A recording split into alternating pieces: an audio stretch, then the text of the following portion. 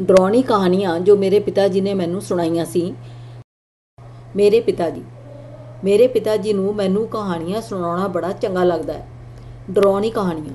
ਪਰ ਮੈਂ ਸੋਚਦਾ ਹਾਂ ਕਿ ਉਹਨਾਂ ਦਾ ਇਰਾਦਾ ਡਰਾਉਣੀ ਕਹਾਣੀਆਂ ਸੁਣਾਉਣ ਤੋਂ ਨਹੀਂ ਹੈ, ਬਲਕਿ ਉਹਨਾਂ ਨੂੰ ਮੇਰੇ ਨਾਲ ਗੱਲਾਂ ਕਰਨੀਆਂ ਚੰਗੀਆਂ ਲੱਗਦੀਆਂ ਹਨ। ਮੈਂ ਅਤੇ ਮੇਰੇ ਪਿਤਾ ਜੀ ਘਰ ਦੇ ਪਿਛਲੇ ਵਿਹੜੇ ਵਿੱਚ ਨਾਲ ਚੱਲਦੇ ਹਾਂ ਅਤੇ ਉਹ ਮੈਨੂੰ ਬੂਟੇ ਅਤੇ ਜੀਵ ਜੰਤੂ ਦਿਖਾਉਂਦੇ ਹਨ ਜੋ ਉੱਥੇ ਹੀ ਰਹਿੰਦੇ ਹਨ। ਨਾਲ ਹੀ ਉਹ ਕਹਾਣੀਆਂ ਵੀ ਸੁਣਾਉਂਦੇ ਹਨ, ਡਰਾਉਣੀ ਕਹਾਣੀਆਂ। ਉਹ ਮੇਰਾ ਹੱਥ ਫੜਦੇ, ਇਸ਼ਾਰੇ ਨਾਲ ਮੈਨੂੰ ਕੱਦੂ, ਫਲੀਆਂ, ਡੱਡੂ ਅਤੇ ਮੱਕੜੀਆਂ ਦਿਖਾਉਣ ਦੇ ਨਾਲ ਨਾਲ ਆਪਣੀ ਕਹਾਣੀਆਂ ਸੁਣਾਉਂਦੇ। ਮੇਰੇ ਪਿਤਾ ਜੀ ਦੀ ਆਵਾਜ਼ ਭਾਰੀ ਨਹੀਂ ਸੀ, ਪਰ ਅਜਿਹੀ ਆਵਾਜ਼ ਵੀ ਨਹੀਂ ਸੀ ਜਿਸ ਦੀ ਉਮੀਦ ਤੁਸੀਂ ਚੰਗੀ ਕਹਾਣੀਆਂ ਸੁਣਾਉਣ ਵਾਲੇ ਪਿਤਾ ਤੋਂ ਕਰਦੇ ਹੋ। ਹਾਲਾਂਕਿ ਉਹ ਚੰਗੀ ਕਹਾਣੀਆਂ ਨਹੀਂ ਸੁਣਾਉਂਦੇ ਸਨ। ਮੈਨੂੰ ਨਹੀਂ ਪਤਾ ਕਿ ਉਹ ਹਮੇਸ਼ਾ ਡਰਾਉਣੀ ਕਹਾਣੀਆਂ ਕਿਉਂ ਸੁਣਾਉਂਦੇ ਹਨ। ਸ਼ਾਇਦ ਉਹ ਗੰਜੇ ਹੋ ਰਹੇ ਹਨ ਇਸ ਲਈ, ਜਾਂ ਉਹਨਾਂ ਨੂੰ ਸਿਰਫ ਡਰਾਉਣੀ ਕਹਾਣੀਆਂ ਹੀ ਆਉਂਦੀਆਂ ਹਨ। ਉਹ ਬਹੁਤ ਜ਼ਿਆਦਾ ਗਾਲਾਂ ਬਕਦੇ ਹਨ ਅਤੇ ਰੁੱਖਾ ਬੋਲਦੇ ਹਨ ਅਤੇ ਫਿਰ ਰੱਬ ਤੋਂ ਮਾਫੀ ਮੰਗਦੇ ਹਨ। ਉਹ ਹਰ ਵੇਲੇ ਬੁੜਬੁੜਾਉਂਦੇ ਰਹਿੰਦੇ ਹਨ ਅਤੇ ਲੰਗੜਾ ਕੇ ਚੱਲਦੇ ਹਨ। ਜਾਨਵਰਾਂ ਤੇ ਨਿਆਣਿਆਂ ਦੇ ਨਾਲ ਉਹਨਾਂ ਦੀ ਜ਼ਿਆਦਾ ਬਣਦੀ ਹੈ। ਉਹ ਨਿਆਣਿਆਂ ਤੇ ਜਾਨਵਰਾਂ ਨੂੰ ਪਿਆਰ ਕਰਦੇ ਹਨ ਅਤੇ ਕਾਫੀ ਸਮਾਂ ਬੂਟਿਆਂ ਦੇ ਨਾਲ ਗੁਜ਼ਾਰਦੇ ਹਨ। ਉਹ ਫੁੱਲ, ਬੇਲ, ਦਰਖਤ, ਝਾੜੀਆਂ ਅਤੇ ਸਬਜ਼ੀਆਂ ਉਗਾਉਂਦੇ ਰਹਿੰਦੇ ਹਨ। ਮੇਰੇ ਪਿਤਾ ਜੀ ਕੰਮ ਕਰਦੇ ਸਮੇਂ ਬਿਲਕੁਲ ਨਹੀਂ ਗਾਉਂਦੇ, ਹਾਲਾਂਕਿ ਉਹ ਮੁਸਕਰਾਉਂਦੇ ਰਹਿੰਦੇ ਹਨ ਜਦੋਂ ਉਹ ਖੁਸ਼ ਹੋਣ। ਜਦੋਂ ਉਹ ਜ਼ਖਮੀ ਹੁੰਦੇ ਹਨ ਤਾਂ ਸ਼ਾਂਤ ਹੋ ਜਾਂਦੇ ਹਨ, ਜੋ ਉਹ ਅਕਸਰ ਹੀ ਰਹਿੰਦੇ ਹਨ। ਜਦੋਂ ਉਹ ਆਪਣੇ ਆਪ ਨੂੰ ਬੁਰੀ ਤਰ੍ਹਾਂ ਜ਼ਖਮੀ ਕਰ ਲੈਂਦੇ ਹਨ, ਅਕਸਰ ਆਪਣੇ ਗੰਜੇ ਸਿਰ ਨੂੰ ਹੀ ਕਰਦੇ ਹਨ, ਤਦ ਉਹ ਗਾਲਾਂ ਬਕਦੇ ਹਨ, ਬਲੱਡੀ ਜੇ ਹੋਰ ਰੁੱਖੇ ਸ਼ਬਦ ਬੋਲਦੇ ਹਨ। ਉਹ ਨਾਰਾਜ਼ ਦਿਖਦੇ ਹਨ ਅਤੇ ਹੋਰ ਲੰਗੜਾਉਣ ਲੱਗ ਪੈਂਦੇ ਹਨ। ਉਹ ਗੁੱਸੇ ਵਿੱਚ ਘੂਰਦੇ ਹਨ ਅਤੇ ਲਾਲ ਪੀਲੇ ਹੋ ਜਾਂਦੇ ਹਨ। ਅਜਿਹੇ ਸਮੇਂ ਤੁਸੀਂ ਕਦੇ ਉਹਨਾਂ ਦੇ ਨਜ਼ਦੀਕ ਨਹੀਂ ਜਾਣਾ ਚਾਹੋਗੇ। ਫਿਰ ਵੀ ਉਹ ਆਪਣਾ ਕੰਮ ਚਾਲੂ ਰੱਖਦੇ ਹਨ, ਕਿਉਂਕਿ ਮੇਰੇ ਦਾਦਾ ਜੀ ਦੀ ਇੱਛਾ ਉਹਨਾਂ ਤੋਂ ਇਹੀ ਹੋਣੀ ਸੀ। ਕੰਮ ਹੀ ਹੈ ਜੋ ਮੇਰੇ ਪਿਤਾ ਜੀ ਹਰ ਵੇਲੇ ਕਰਦੇ ਹਨ ਅਤੇ ਉਹਨਾਂ ਦੇ ਪਿਤਾ ਜੀ ਵੀ ਕਰਦੇ ਸਨ। ਜਦੋਂ ਮੇਰੇ ਪਿਤਾ ਜੀ ਕਹਾਣੀ ਸੁਣਾਉਂਦੇ ਹਨ ਤਦ ਮੈਨੂੰ ਨਹੀਂ ਲੱਗਦਾ ਕਿ ਉਹਨਾਂ ਨੂੰ ਕਹਾਣੀ ਦੀ ਭਿਆਨਕਤਾ ਦਾ ਅਹਿਸਾਸ ਹੁੰਦਾ ਹੋਵੇਗਾ, ਪਰ ਉਹਨਾਂ ਦੀ ਕਹਾਣੀਆਂ ਬਹੁਤ ਭਿਆਨਕ ਰੂਪ ਨਾਲ ਖਤਮ ਹੁੰਦੀਆਂ ਹਨ। ਉਹ ਬਹੁਤ ਚੰਗੀ ਤਰ੍ਹਾਂ ਸ਼ੁਰੂਆਤ ਕਰਦੇ ਅਤੇ ਫਿਰ ਉਹ ਇਹ ਬੋਲਣਗੇ ਕਿ ਇਹ ਮੈਨੂੰ ਇੱਕ ਦੋਸਤ ਦੀ ਯਾਦ ਦਿਲਾਉਂਦਾ ਹੈ। ਕਹਾਣੀ ਸੁਣਨ ਤੋਂ ਪਹਿਲਾਂ ਇਹ ਬਹੁਤ ਚੰਗਾ ਅਤੇ ਸਧਾਰਨ ਲੱਗਦਾ ਹੈ, ਪਰ ਹਕੀਕਤ ਵਿੱਚ ਇਸ ਦਾ ਅੰਤ ਬਹੁਤ ਭਿਆਨਕ ਹੁੰਦਾ ਹੈ। ਪਿਤਾ ਜੀ ਜਦੋਂ ਕਹਾਣੀ ਸੁਣਾਉਂਦੇ ਹਨ ਤਦ ਉਹ ਕਦੇ ਮੈਨੂੰ ਡਰਾਉਣਾ ਨਹੀਂ ਚਾਹੁੰਦੇ ਹਨ। ਮੈਂ ਨਹੀਂ ਸੋਚਦਾ ਕਿ ਉਹਨਾਂ ਨੂੰ ਇਹ ਅਹਿਸਾਸ ਹੈ ਕਿ ਉਹਨਾਂ ਦੀਆਂ ਕਹਾਣੀਆਂ ਡਰਾਉਣੀਆਂ ਹੁੰਦੀਆਂ ਹਨ। ਉਹ ਬਸ ਇਹੀ ਸੋਚਦੇ ਹਨ ਕਿ ਇਹ ਕਹਾਣੀਆਂ ਉਹ ਆਪਣੇ ਜੀਵਨ ਤੋਂ ਜਾਣਦੇ ਹਨ ਅਤੇ ਪੁੱਤਰ ਹੋਣ ਦੇ ਨਾਤੇ ਮੈਨੂੰ ਇਹ ਸਭ ਸੁਣਨ ਵਿੱਚ ਦਿਲਚਸਪੀ ਹੋਵੇਗੀ। ਪਿਤਾ ਜੀ ਦੀਆਂ ਕਹਾਣੀਆਂ ਸਭ ਸੱਚ ਹੁੰਦੀਆਂ ਹਨ। ਕਦੇ ਕਦੇ ਮੈਂ ਇਸ ਦੇ ਬਾਰੇ ਵਿੱਚ ਸੋਚਦਾ ਹੋਇਆ ਪੂਰੀ ਰਾਤ ਜਾਗਦਾ ਰਹਿੰਦਾ ਹਾਂ, ਕਿਉਂਕਿ ਜੇਕਰ ਪਿਤਾ ਜੀ ਦੀ ਸਾਰੀ ਕਹਾਣੀਆਂ ਸੱਚ ਹਨ ਤਾਂ ਫਿਰ ਮੇਰੀ ਕਹਾਣੀਆਂ ਦਾ ਕੀ? ਉਹ ਵੀ ਡਰਾਉਣੀਆਂ ਹੋਣਗੀਆਂ। ਪਿਤਾ ਜੀ ਇਹ ਗੱਲ ਨੂੰ ਨਹੀਂ ਮੰਨਦੇ। ਘੱਟੋ ਘੱਟ ਜਦੋਂ ਮੈਂ ਡਰਿਆ ਹੋਇਆ ਹੁੰਦਾ ਹਾਂ ਤਦ ਉਹ ਮੈਨੂੰ ਇਹ ਦੱਸਦੇ ਹਨ। ਹੋਰ ਤੇ ਹੋਰ ਜਦੋਂ ਮੈਂ ਡਰ ਜਾਂਦਾ ਹਾਂ ਤਾਂ ਉਹ ਬੜੇ ਪਿਆਰ ਨਾਲ ਸੌਣ ਦੇ ਸਮੇਂ ਕਹਾਣੀਆਂ ਦੀ ਕਿਤਾਬ ਵਿੱਚੋਂ ਕਹਾਣੀਆਂ ਪੜ੍ਹ ਕੇ ਸੁਣਾਉਂਦੇ ਹਨ। ਉਹ ਕਹਾਣੀਆਂ ਡਰਾਉਣੀਆਂ ਨਹੀਂ ਹੁੰਦੀਆਂ, ਕਿਉਂਕਿ ਉਹ ਉਹਨਾਂ ਦੇ ਜੀਵਨ ਵਿੱਚੋਂ ਨਹੀਂ ਹੁੰਦੀਆਂ ਹਨ, ਪਰ ਹਕੀਕਤ ਤਾਂ ਇਹ ਹੈ ਕਿ ਉਹ ਕਹਾਣੀਆਂ ਬਹੁਤ ਅਕਾਊ ਹੁੰਦੀਆਂ ਹਨ। ਪਿਤਾ ਜੀ ਦੀ ਕਹਾਣੀਆਂ ਸਭ ਤੋਂ ਚੰਗੀਆਂ ਹਨ, ਚਾਹੇ ਡਰਾਉਣੀਆਂ ਹੀ ਕਿਉਂ ਨਾ ਹੋਣ। ਸੜਕ ਉੱਤੇ ਚੱਟਾਨ। ਜਦੋਂ ਵੀ ਮੈਂ ਅਤੇ ਮੇਰੇ ਪਿਤਾ ਜੀ ਕਾਰ ਵਿੱਚ ਬਾਹਰ ਜਾਂਦੇ ਹਾਂ, ਹਮੇਸ਼ਾ ਟ੍ਰੈਫਿਕ ਜਾਮ ਰਹਿੰਦਾ ਹੈ। ਤਦ ਪਿਤਾ ਜੀ ਇਹ ਕਹਾਣੀ ਸੁਣਾਉਂਦੇ ਹਨ। ਮੈਨੂੰ ਲੱਗਦਾ ਹੈ ਕਿ ਉਹ ਭੁੱਲ ਜਾਂਦੇ ਹਨ ਕਿ ਉਹਨਾਂ ਨੇ ਇਹ ਕਹਾਣੀ ਪਹਿਲਾਂ ਵੀ ਸੁਣਾਈ ਹੋਈ ਹੈ, ਪਰ ਜਦ ਤੱਕ ਅਸੀਂ ਅੱਗੇ ਵਾਲੀ ਕਾਰ ਦੇ ਨਿਕਲਣ ਦੀ ਉਡੀਕ ਕਰਦੇ ਹਾਂ ਉਦੋਂ ਉਹ ਦੁਬਾਰਾ ਇਹ ਕਹਾਣੀ ਸੁਣਾਉਣੀ ਸ਼ੁਰੂ ਕਰ ਦਿੰਦੇ ਹਨ। ਮੈਨੂੰ ਯਾਦ ਹੈ ਜਦੋਂ ਮੈਂ ਟ੍ਰੈਫਿਕ ਵਿੱਚ ਇੱਕ ਵਾਰ ਫਸਿਆ ਸੀ, ਉਹਨਾਂ ਨੇ ਕਿਹਾ, ਜਦੋਂ ਮੈਂ ਸੋਹਣੇ ਵਾਲਾ ਜਵਾਨ ਸੀ ਤਦ ਮੈਂ ਉੱਤਰ ਵੱਲ ਤੇਰੀ ਮਾਂ ਨੂੰ ਵੇਖਣ ਤੌਬਾ ਜਾ ਰਿਹਾ ਸੀ। ਹਾਂ ਪਿਤਾ ਜੀ, ਮੈਂ ਉਹਨਾਂ ਵੱਲ ਵੇਖਦੇ ਹੋਏ ਜਵਾਬ ਦਿੱਤਾ, ਅਤੇ ਇੱਥੋਂ ਹੀ ਉਹ ਦੱਸਣਾ ਸ਼ੁਰੂ ਹੋ ਗਏ ਕਿ ਉਹ ਕਿਵੇਂ ਪਹਾੜੀ ਤੋਂ ਬਹੁਤ ਸਾਵਧਾਨੀ ਨਾਲ ਡਰਾਈਵ ਕਰਦੇ, ਜਿੱਥੇ ਰਸਤਾ ਸੱਪ ਦੀ ਤਰ੍ਹਾਂ ਇੱਕ ਸਾਈਡ ਤੋਂ ਦੂਜੇ ਪਾਸੇ ਮੁੜਦਾ, ਅਤੇ ਉਹਨਾਂ ਨੂੰ ਬਹੁਤ ਸਾਵਧਾਨੀ ਨਾਲ ਹੌਲੀ ਹੌਲੀ ਜਾਣਾ ਪੈਂਦਾ ਤਾਂ ਕਿ ਜੇਕਰ ਮੋੜ ਤੇ ਕੋਈ ਸਾਈਕਲ ਚਲਾ ਰਿਹਾ ਹੋਵੇ ਤਾਂ ਉਹ ਉਸ ਦੇ ਉੱਪਰ ਨਾ ਚੜ ਜਾਣ। ਇੱਕ ਹਫ਼ਤੇ ਨੂੰ ਜਦੋਂ ਉਹ ਬੱਚਿਆਂ ਨੂੰ ਸਕੂਲ ਵਿੱਚ ਪੜ੍ਹਾਉਣ ਤੋਂ ਬਾਅਦ ਮੇਰੀ ਮਾਂ ਨੂੰ ਮਿਲਣ ਗਏ ਤਦ ਟ੍ਰੈਫਿਕ ਬਹੁਤ ਹੌਲੀ ਅੱਗੇ ਵਧ ਰਿਹਾ ਸੀ। ਅੰਤ ਵਿੱਚ ਟ੍ਰੈਫਿਕ ਅੱਗੇ ਵਧਣਾ ਹੀ ਰੁਕ ਗਿਆ, ਜਿਸ ਦੇ ਨਾਲ ਮੇਰੇ ਪਿਤਾ ਜੀ ਨੂੰ ਬਹੁਤ ਗੁੱਸਾ ਆਇਆ। ਇਹ ਕੀ ਹੋ ਰਿਹਾ ਹੈ?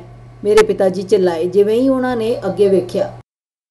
ਗੱਡੀ ਹੌਲੀ ਹੌਲੀ ਰਿੜ ਕੇ ਥੋੜੀ ਚੱਲਦੀ, ਰੁਕਦੀ, ਫਿਰ ਚਾਲੂ ਹੁੰਦੀ, ਫਿਰ ਥੋੜੀ ਚੱਲਦੀ, ਇੱਕ ਸਮੇਂ ਵਿੱਚ ਕੁਝ ਹੀ ਮੀਟਰ ਚੱਲਦੀ।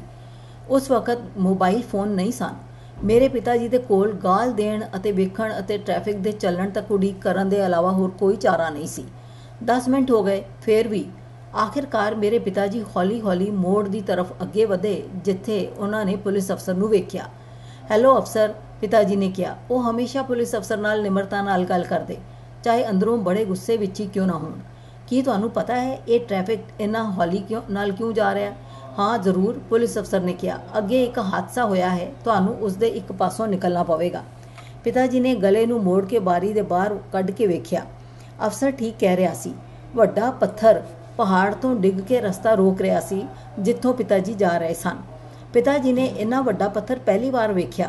ਉਹ ਕਾਰ ਤੋਂ ਵੀ ਵੱਡਾ ਸੀ। ਮੁਸੀਬਤ, ਪਿਤਾ ਜੀ ਬੋਲੇ। ਇਹ ਤਾਂ ਬਹੁਤ ਵੱਡਾ ਪੱਥਰ ਹੈ। ਗੱਡੀਆਂ ਚੱਲਣ ਲੱਗੀਆਂ। ਪੱਥਰ ਕੋਲ ਹੁੰਦੀਆਂ ਹੋਈਆਂ ਬਹੁਤ ਹੌਲੀ ਹੌਲੀ ਇੱਕ ਤੋਂ ਬਾਅਦ ਇੱਕ, ਜਿਵੇਂ ਜਿਵੇਂ ਦੂਜਾ ਪੁਲਿਸ ਅਫਸਰ ਇਸ਼ਾਰਾ ਕਰਦਾ ਜਾਂਦਾ, ਪਿਤਾ ਜੀ ਰੁਕੇ ਅਤੇ ਫਿਰ ਗੱਡੀ ਸ਼ੁਰੂ ਕੀਤੀ। ਅੰਤ ਵਿੱਚ ਪੱਥਰ ਦੇ ਕੋਲੋਂ ਲੰਘਣ ਦੀ ਉਹਨਾਂ ਦੀ ਵਾਰੀ ਸੀ। ਇੱਥੋਂ ਦੀ ਕਹਾਣੀ ਡਰਾਉਣੀ ਬਣਦੀ ਹੈ ਕਿਉਂਕਿ ਜਿਵੇਂ ਹੀ ਪਿਤਾ ਜੀ ਪੱਥਰ ਦੇ ਕੋਲੋਂ ਗੁਜ਼ਰਨਾ ਸ਼ੁਰੂ ਹੋਏ, ਜੋ ਉਹਨਾਂ ਦੇ ਹਿਸਾਬ ਨਾਲ ਉਹਨਾਂ ਦੀ ਗੱਡੀ ਤੋਂ ਵੱਡਾ ਸੀ, ਉਹਨਾਂ ਨੇ ਨਜ਼ਦੀਕ ਤੋਂ ਵੇਖਿਆ ਅਤੇ ਇੱਕ ਸਭ ਤੋਂ ਅਜੀਬ ਚੀਜ਼ ਉਹਨਾਂ ਦੀ ਨਜ਼ਰ ਵਿੱਚ ਆਈ। ਇੱਕ ਛੋਟੀ ਜਿਹੀ ਨੀਲੇ ਰੰਗ ਦੀ ਤਹਿ ਉਸ ਪੱਥਰ ਤੋਂ ਬਾਹਰ ਆਉਂਦੀ ਹੋਈ ਦਿਖੀ। ਉਹ 1 ਇੰਚ ਮੋਟੀ ਸੀ ਅਤੇ ਨੇਕ ਤੇ ਹੀ ਅਟਕੀ ਹੋਈ ਸੀ। ਉਹ ਕੀ ਚੀਜ਼ ਹੈ? ਪਿਤਾ ਜੀ ਸੋਚਣ ਲੱਗੇ। ਜਿਵੇਂ ਹੀ ਉਹ ਪੱਥਰ ਦੇ ਸਾਹਮਣੇੋਂ ਨਿਕਲੇ, ਉਹਨਾਂ ਨੂੰ ਟੁੱਟੀ ਹੋਈ ਹੈਡਲਾਈਟ ਦਾ ਮੋਹਰਲਾ ਹਿੱਸਾ ਵੇਖਿਆ।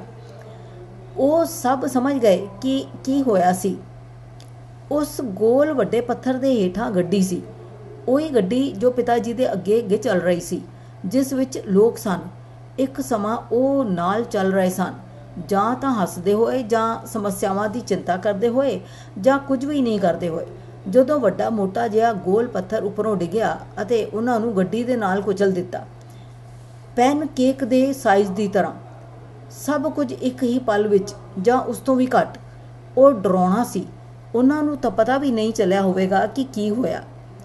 ਜਿੰਨੇ ਟਾਈਮ ਵਿੱਚ ਤੁਸੀਂ ਇਹ ਪੜ੍ਹਦੇ ਹੋ, ਉਸ ਤੋਂ ਵੀ ਘੱਟ ਸਮੇਂ ਵਿੱਚ ਉਹ ਮਰ ਗਏ। ਹੇ ਭਗਵਾਨ, ਪਿਤਾ ਜੀ ਨੇ ਸੋਚਿਆ ਅਤੇ ਜਲਦੀ ਉੱਥੋਂ ਦੀ ਨਿਕਲ ਗਏ। ਅਤੇ ਉਦੋਂ ਤੋਂ ਹੀ ਇਹ ਕਹਾਣੀ ਸੁਣਾਉਂਦੇ ਹਨ। ਵਿਗਿਆਨ ਪ੍ਰਯੋਗ। ਮੇਰੇ ਪਿਤਾ ਜੀ ਨੂੰ ਇੱਕ ਵਾਰ ਮੈਂ ਕਿਹਾ ਸੀ ਕਿ ਮੈਨੂੰ ਵਿਗਿਆਨ ਪਸੰਦ ਹੈ ਅਤੇ ਜਦੋਂ ਮੈਂ ਹਾਈ ਸਕੂਲ ਵਿੱਚ ਸੀ ਤਦ ਉਸ ਦੀ ਪੜ੍ਹਾਈ ਕਰਨਾ ਚਾਹੁੰਦਾ ਸੀ। ਅੱਛਾ, ਵਿਗਿਆਨ? ਉਹਨਾਂ ਨੇ ਕਿਹਾ। ਮੈਂ ਇੱਕ ਵਿਗਿਆਨ ਅਧਿਆਪਕ ਨੂੰ ਜਾਣਦਾ ਹਾਂ। ਮੈਂ ਸਿੱਧਾ ਸਮਝ ਗਿਆ ਕਿ ਉਹ ਆਪਣੀ ਕਹਾਣੀ ਦੱਸਣ ਜਾ ਰਹੇ ਸਨ ਜੋ ਕਿ ਡਰਾਉਣੀ ਹੋਏਗੀ। ਸੱਚੀ? ਮੈਂ ਕਿਹਾ। ਉਹ ਕਿਉਂ ਜਿਹੇ ਸਨ? ਉਹ ਇੱਕ ਚੰਗਾ ਪੁਰਾਣਾ ਸਾਥੀ ਸੀ, ਪਿਤਾ ਜੀ ਯਾਦ ਤਾਜ਼ਾ ਕਰਦੇ ਹੋਏ ਬੋਲੇ। ਪਰ ਉਸਨੇ ਵਿਗਿਆਨ ਪ੍ਰਯੋਗ ਨੇ ਹੀ ਉਸ ਨੂੰ ਧੋਖਾ ਦੇ ਦਿੱਤਾ ਸੀ।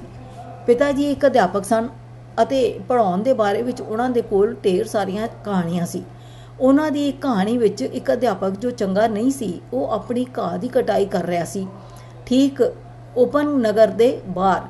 ਉਹ ਵੱਡੇ ਤੇਜ਼ ਬਲੇਡ ਦੇ ਨਾਲ ਆਪਣੀ ਕੱਟਣ ਵਾਲੀ ਮਸ਼ੀਨ ਦੀ ਵਰਤੋਂ ਕਰ ਰਿਹਾ ਸੀ।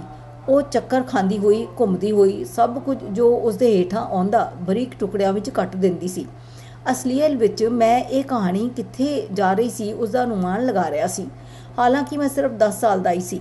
ਇਹ ਆਦਮੀ ਜੋ ਕਿ ਬਹੁਤ ਚੰਗਾ ਨਹੀਂ ਸੀ, ਉਹ ਆਪਣੀ ਛੋਟੀ ਪਹਾੜੀਆਂ ਦੇ ਉੱਪਰ ਨੀਚੇ ਹੁੰਦੇ ਹੋਏ ਅੱਗੇ ਵੱਧਦਾ ਜਾ ਰਿਹਾ ਸੀ। ਅੱਖਾਂ ਦੇ ਹੇਠਾਂ ਹੁੰਦਾ ਹੋਇਆ ਉਹ ਸੱਪ ਦੇ ਉੱਪਰੋਂ ਚਲਾਉਂਦਾ ਅਤੇ ਹੋਰ ਤਾਂ ਹੋਰ ਪੰਛੀਆਂ ਦੇ ਉੱਪਰੋਂ ਵੀ ਚਲਾਉਣਾ ਚਾਹੁੰਦਾ ਸੀ। ਨਾਲ ਨਾਲ ਉਹ ਆਪਣੀ ਵੱਡੀ ਘਣੀ ਦਾੜੀ ਨਾਲ ਹੱਸਦਾ ਰਹਿੰਦਾ ਸੀ। ਘੱਟ ਤੋਂ ਘੱਟ ਮੇਰੇ ਪਿਤਾ ਜੀ ਦੇ ਮੁਤਾਬਕ ਉਹ ਐਵੇਂ ਕਰਦਾ ਸੀ।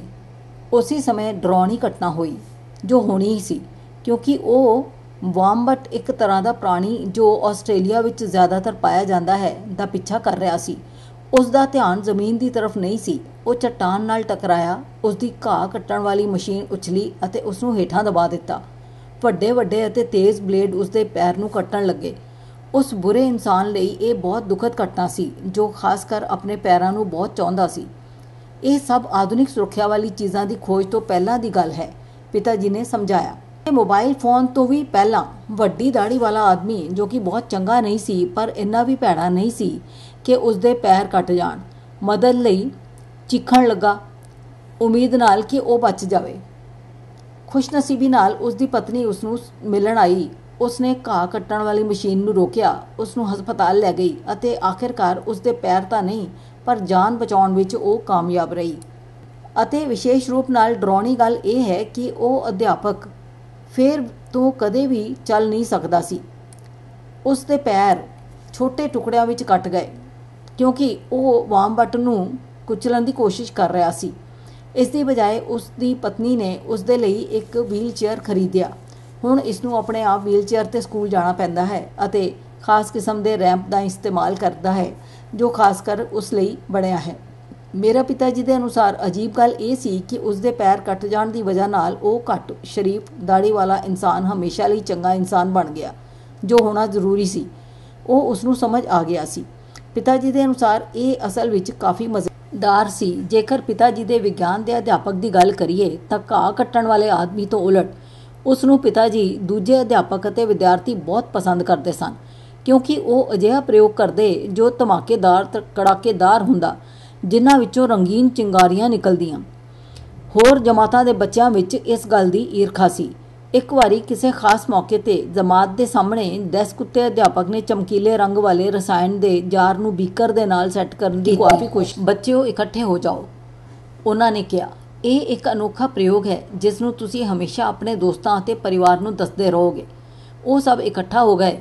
ਉੱਥੇ ਵੱਡੇ ਬੱਚੇ ਵੀ ਸੀ ਤੇ ਕੋਈ ਛੋਟੇ ਸੀ, ਕੋਈ ਗੰਦਾ ਸੀ ਤਾਂ ਕੋਈ ਹਸਮੁਖ।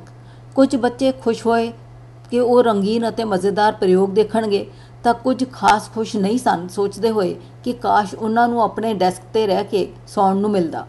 ਜਿਮੀ ਨਿਸ਼ਚਿਤ ਰੂਪ ਨਾਲ ਦਿਲਚਸਪ ਸੀ ਕਿਉਂਕਿ ਉਹ ਛੋਟਾ ਅਤੇ ਫੁਰਤੀਲਾ ਸੀ ਅਤੇ ਉਹ ਜਲਦਬਾਜ਼ੀ ਨਾਲ ਅੱਗੇ ਆ ਗਿਆ ਤਾਂ ਕਿ ਉਹ ਬੀਕਰ ਅਤੇ ਟੇਬਲ ਨੂੰ ਠੀਕ ਤਰ੍ਹਾਂ ਵੇਖ ਸਕੇ।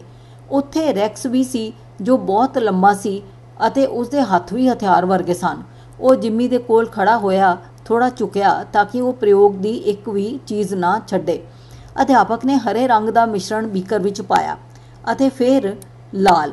ਬੀਕਰ ਦੇ ਅੰਦਰ ਇੱਕ ਨੀਲੇ ਰੰਗ ਦੀ ਅੱਗ ਦਿਖੀ ਜੋ ਹੌਲੀ-ਹੌਲੀ ਬੁਲਬੁਲੇ ਵਾਲਾ ਮਿਸ਼ਰਣ ਬਣਦਾ ਗਿਆ। ਫਿਰ ਜਲਦੀ ਨਾਲ ਉਹ ਵੱਡਾ ਹੋਰ ਵੱਡਾ ਬਣਦਾ ਗਿਆ। ਕੀ ਹੋਣ ਜਾ ਰਿਹਾ ਹੈ, ਸਰ? ਇੱਕ ਛੋਟੇ ਮੁੰਡੇ ਨੇ ਡਰਦੇ ਹੋਏ ਪੁੱਛਿਆ। ਆਹ, ਅਧਿਆਪਕ ਨੇ ਕਿਹਾ, ਤੁਸੀਂ ਵੇਖੋ, ਲਾਲ ਰਸਾਇਣ ਦਿਖਾਉਂਦਾ ਹੈ। ਅਤੇ ਫਿਰ ਭਿਆਨਕ ਗੱਲ ਹੋਈ। ਮੈਂ ਜਾਣਦਾ ਸੀ ਇਹ ਤਾਂ ਹੋਣਾ ਹੀ ਸੀ ਕਿਉਂਕਿ ਪਿਤਾ ਜੀ ਦੀ ਕਹਾਣੀਆਂ ਕਦੇ ਖੁਸ਼ੀ ਨਾਲ ਭਰੀ ਤਾਂ ਹੁੰਦੀ ਹੀ ਨਹੀਂ। ਬੀਕਰ ਵਿੱਚ ਵਿਸਫੋਟ ਹੋਇਆ। ਉਹ ਇੰਨੀ ਜ਼ੋਰ ਨਾਲ ਫਟਿਆ ਕਿ ਸਾਡੇ ਪ੍ਰਧਾਨ ਅਧਿਆਪਕ, ਜੋ ਕਿ 3 ਬਿਲਡਿੰਗ ਦੂਰ ਸਨ, ਉਹਨਾਂ ਨੇ ਸੁਣਿਆ ਅਤੇ ਉਹਨਾਂ ਦੀ ਚਾਹ ਦੇ ਉੱਪਰ ਉਸਦਾ ਪ੍ਰਭਾਵ ਹੋਇਆ। ਉਹ ਇੰਨੇ ਜ਼ੋਰ ਨਾਲ ਫਟਿਆ ਕਿ ਰੈਕਸ, ਜੋ ਲੰਬਾ ਅਤੇ ਤੰਦਰੁਸਤ ਸੀ, ਉਸਦੇ ਢਿੱਡ ਵਿੱਚ ਸੱਜੇ ਪਾਸੇ ਬਹੁਤ ਤੇਜ਼ੀ ਨਾਲ ਕੱਚ ਦਾ ਟੁਕੜਾ ਘੁਸ ਗਿਆ, ਜਿਹਨੇ ਉਸਦੇ ਢਿੱਡ ਦੇ ਵਿਚਕਾਰ ਜ਼ਬਰਦਸਤ ਛੇਦ ਕਰ ਦਿੱਤਾ। ਤੁਰੰਤ ਹੀ ਉਹਨੂੰ ਬਚਾਉਣ ਲਈ ਹਸਪਤਾਲ ਲੈ ਜਾਇਆ ਗਿਆ ਅਤੇ ਛੋਟਾ ਜਿਮੀ, ਜੋ ਕਿ ਪੂਰੇ ਧਿਆਨ ਨਾਲ ਟੇਬਲ ਵਾਲੇ ਪਾਸੇ ਦੇਖ ਰਿਹਾ ਸੀ ਕਿ ਕੀ ਹੋਣ ਵਾਲਾ ਹੈ, ਇਹ ਵਿਸਫੋਟ ਇਵੇਂ ਹੋਇਆ ਕਿ ਉਸਦਾ ਛੋਟਾ ਜਿਹਾ ਸਿਰ ਫਟ ਗਿਆ ਅਤੇ ਉਹ ਅਧਿਆਪਕ ਦੇ ਨਾਲ ਹੀ ਮਰ ਗਿਆ। ਬਹੁਤ ਭਿਆਨਕ ਸੀ। ਮੇਰੇ ਪਿਤਾ ਜੀ ਦੀ ਇਸੀ ਕਹਾਣੀ ਕਾਰਨ ਹੀ ਮੈਂ ਸਕੂਲ ਵਿੱਚ ਜਾ ਕੇ ਵਿਗਿਆਨ ਨਹੀਂ ਪੜ੍ਹਨਾ ਚਾਹੁੰਦਾ। ਅੱਖ ਅਤੇ ਟਹਿਣੀ। ਮੈਨੂੰ ਬਾਹਰ ਖੇਡਣਾ ਚੰਗਾ ਲੱਗਦਾ ਹੈ। ਵੈਸੇ ਸਾਰੇ ਮੁੰਡਿਆਂ ਨੂੰ ਚੰਗਾ ਲੱਗਦਾ ਹੈ। ਮੈਂ ਆਪਣੀ ਬਾਈਕ ਲੈ ਜਾਂਦਾ ਹਾਂ ਅਤੇ ਸਾਰੀ ਜਗ੍ਹਾ ਘੁੰਮਦਾ ਰਹਿੰਦਾ ਹਾਂ। ਕਛੂਏ ਅਤੇ ਛਿਪਕਲੀ ਨੂੰ ਲੱਭਦਾ ਹੋਇਆ ਮਸਤੀ ਕਰਦਾ ਹਾਂ। ਮੇਰੀ ਮਾਂ ਲਈ ਉਦੋਂ ਤੱਕ ਠੀਕ ਹੈ ਜਦੋਂ ਤੱਕ ਮੈਂ 6 ਵਜੇ ਤੱਕ ਘਰ ਵਾਪਸ ਆ ਜਾਵਾਂ। ਪਰ ਇੱਕ ਚੀਜ਼ ਮੇਰੀ ਮਾਂ ਨੂੰ ਪਸੰਦ ਨਹੀਂ ਹੈ ਕਿ ਜਦੋਂ ਮੈਂ ਆਪਣੇ ਆਪ ਨੂੰ ਚੋਟ ਪਹੁੰਚਾਉਂਦਾ ਹਾਂ। ਇੱਕ ਵਾਰ ਜਦੋਂ ਮੈਂ ਆਪਣੀ ਭੈਣ ਨੂੰ ਫਸਾਉਣ ਲਈ ਚਿੱਕੜ ਦਾ ਗੋਲਾ ਬਣਾ ਰਿਹਾ ਸੀ ਤਦ ਉਸਦੇ ਕਣ ਮੇਰੀ ਅੱਖਾਂ ਵਿੱਚ ਚਲੇ ਗਏ ਸਨ। ਮਾਂ ਨੂੰ ਉਹ ਸਹੀ ਨਹੀਂ ਲੱਗਿਆ ਸੀ। ਤੇਰੀਆਂ ਅੱਖਾਂ ਕੀਮਤੀ ਹਨ ਡੇਵਿਡ, ਉਹ ਕਹਿੰਦੀ ਹੋਈ ਇੱਕ ਛੋਟੇ ਜਿਹੇ ਤੌਲੀਏ ਨਾਲ ਮੇਰੀ ਅੱਖਾਂ ਵਿੱਚੋਂ ਚਿੱਕੜ ਕੱਢਣ ਲੱਗ ਪਈ। ਬੇਸ਼ੱਕ ਪਿਤਾ ਜੀ ਨੇ ਮੈਨੂੰ ਇਹ ਨਹੀਂ ਕਿਹਾ ਕਿ ਮੇਰੀਆਂ ਅੱਖਾਂ ਕੀਮਤੀ ਹਨ। ਉਸ ਦੀ ਬਜਾਏ ਉਹ ਮੈਨੂੰ ਅਜਿਹੇ ਲੋਕਾਂ ਦੀ ਅੱਖਾਂ ਬਾਰੇ ਕਹਾਣੀ ਸੁਣਾਉਂਦੇ ਹਨ ਜਿਨ੍ਹਾਂ ਨੂੰ ਉਹ ਜਾਣਦੇ ਸਨ। ਡਰਾਉਣੀ ਕਹਾਣੀਆਂ। ਕਹਾਣੀ ਉਦੋਂ ਦੀ ਹੈ ਜਦੋਂ ਉਹ ਸਕੂਲ ਕੈਂਪ 'ਤੇ ਗਏ ਸੀ। ਜਦੋਂ ਉਹ ਇੱਕ ਅਧਿਆਪਕ ਸਨ, ਉਹ ਸਕੂਲ ਦੇ ਬੱਚਿਆਂ ਦੇ ਦਲ ਦੇ ਨਾਲ ਮੋਰੋਟਨ ਟਾਪੂ ਉੱਤੇ ਗਏ ਸਨ। ਉਹਨਾਂ ਨੇ ਉੱਥੇ ਕਿਨਾਰੇ ਦੇ ਕੋਲ ਹੀ ਡੇਰੇ ਜਮਾ ਲਏ ਸਨ। ਉਹ ਅਨੋਖਾ ਸਮਾਂ ਸੀ। ਹੋਰ ਤਾਂ ਹੋਰ ਉਹਨਾਂ ਨੂੰ ਟਾਪੂ ਦੇ ਵਿੱਚ ਇੱਕ ਦੁਕਾਨ ਤੋਂ ਮੁਫਤ ਵਿੱਚ ਬਾਸੀ ਚਿਪਸ ਵੀ ਖਾਣ ਨੂੰ ਮਿਲੇ ਸਨ। ਭਿਆਨਕ ਗੱਲ ਤਦ ਹੋਈ ਜਦੋਂ ਉਹ ਜੰਗਲਾਂ ਵਿੱਚੋਂ ਲੰਮੀ ਪੈਦਲ ਯਾਤਰਾ ਨਾਲ ਘੁੰਮਣ ਨਿਕਲੇ। ਜੋਂਕ ਹਰ ਜਗ੍ਹਾ ਸਨ ਅਤੇ ਹਾਲਾਂਕਿ ਇੱਕ ਛੋਟੇ ਜਿਹੇ ਮੁੰਡੇ ਨੂੰ ਇਹ ਨਹੀਂ ਪਤਾ ਸੀ ਕਿ ਉਸ ਦੇ ਚਿਹਰੇ ਨਾਲ ਇੱਕ ਜੋਂਕ ਲੱਗ ਗਿਆ ਹੈ। ਅਸਲੀਅਤ ਵਿੱਚ ਕੋਈ ਵੱਡੀ ਗੱਲ ਨਹੀਂ ਸੀ, ਇੱਕ ਛੋਟਾ ਜਿਹਾ ਜੋਂਕ ਹੀ ਸੀ। ਉਹ ਆਮ ਤੌਰ 'ਤੇ ਇੰਨੇ ਛੋਟੇ ਹੁੰਦੇ ਹਨ ਕਿ ਤੁਸੀਂ ਉਹਨਾਂ ਨੂੰ ਆਪਣੀ ਉਂਗਲ ਨਾਲ ਝਟਕਾ ਸਕਦੇ ਹੋ।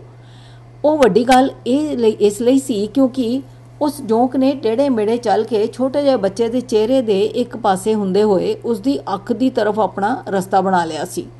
ਜਿਵੇਂ ਜਿਵੇਂ ਉਹ ਖੁਸ਼ੀ ਨਾਲ ਆਪਣੇ ਸਾਥੀਆਂ ਦੇ ਨਾਲ ਮੋਰੋਟਨ ਟਾਪੂ ਵੱਲ ਵੱਧ ਰਿਹਾ ਸੀ। ਉਹ ਇੰਨਾ ਛੋਟਾ ਸੀ ਕਿ ਉਸ ਨੂੰ ਇਸ ਗੱਲ ਦਾ ਪਤਾ ਵੀ ਨਹੀਂ ਲੱਗਾ ਸੀ। ਜੋਂਕਾਂ ਦੀ ਇਹ ਹੀ ਮੁਸੀਬਤ ਹੈ, ਜਦੋਂ ਉਹ ਇੱਕ ਵਾਰ ਖੂਨ ਚੂਸਣਾ ਸ਼ੁਰੂ ਕਰ ਦਿੰਦੇ ਹਨ ਤਾਂ ਵੱਡੇ ਹੀ ਹੁੰਦੇ ਜਾਂਦੇ ਹਨ। ਇਸੇ ਤਰ੍ਹਾਂ ਤੁਹਾਨੂੰ ਉਹਨਾਂ ਦਾ ਪਤਾ ਚੱਲਦਾ ਹੈ ਜਦੋਂ ਉਹ ਫੁੱਲੇ ਹੋਏ ਜੋਂਕ ਬਣ ਜਾਂਦੇ ਹਨ। ਤੁਹਾਡੇ ਖੂਨ ਨਾਲ ਕੀ ਉਹਨਾਂ ਨੇ ਹੁਣੇ-ਹੁਣੇ ਤੁਹਾਡੇ ਤੋਂ ਚੂਸਿਆ ਹੈ, ਫਿਰ ਤੁਹਾਨੂੰ ਉਸ ਨੂੰ ਕੱਢਣਾ ਹੀ ਪੈਂਦਾ ਹੈ ਲੂਣ ਨਾਲ, ਆਪਣੇ ਆਪ ਨੂੰ ਥੋੜ੍ਹਾ ਜਿਹਾ ਛਿਲਦੇ ਹੋਏ ਅਤੇ ਚੀਖਦੇ ਹੋਏ। ਅਸਲੀਅਤ ਵਿੱਚ ਹਮੇਸ਼ਾ ਚੀਖਦੇ ਹੋਏ, ਕਿਉਂਕਿ ਜੋਂਕ ਬਹੁਤ ਭਿਆਨਕ ਹੁੰਦੇ ਹਨ। ਲੇਕਿਨ ਇਹ ਕਹਾਣੀ ਦਾ ਡਰਾਵਨਾ ਹਿੱਸਾ ਨਹੀਂ ਹੈ। ਡਰਾਉਣੀ ਗੱਲ ਇਹ ਹੈ ਕਿ ਜੋਂਕ ਉਸ ਖੁਸ਼ ਬੱਚੇ ਦੀ ਅੱਖਾਂ ਦੇ ਪਿਛਲੇ ਹਿੱਸੇ ਵਿੱਚ ਚਲਾ ਗਿਆ ਸੀ। ਉੱਥੇ ਪਹੁੰਚਣ ਦੇ ਬਾਅਦ ਜੋਂਕ ਨੇ ਉਹੀ ਕੀਤਾ ਜੋ ਉਹ ਕਰਦੇ ਹਨ। ਉਸਨੇ ਬੱਚੇ ਦਾ ਖੂਨ ਚੂਸਣਾ ਸ਼ੁਰੂ ਕੀਤਾ, ਜਿਸ ਦੇ ਨਾਲ ਜੋਂਕ ਮੋਟਾ ਬਣਦਾ ਗਿਆ, ਜ਼ਿਆਦਾ ਮੋਟਾ। ਵੱਡਾ ਜੋਂਕ ਉੱਥੇ ਚੰਗੀ ਤਰ੍ਹਾਂ ਨਾਲ ਫਿੱਟ ਨਹੀਂ ਹੋ ਸਕਦਾ ਜਿੱਥੇ ਇੱਕ ਪਤਲੀ ਜੋਂਕ ਹੋ ਸਕਦੀ ਹੈ।